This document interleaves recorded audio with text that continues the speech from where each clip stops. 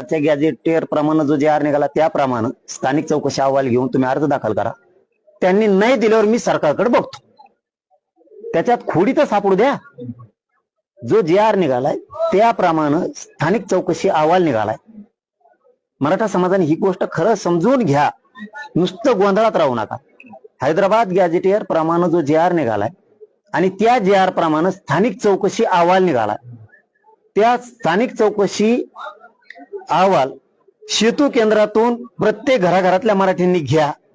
त्याच्यावरचे कागदपत्र जमा करा आणि तहसीलदाराकडे कुणबी प्रमाणपत्र, जात प्रमाणपत्र मागण्यासाठी अर्ज करा.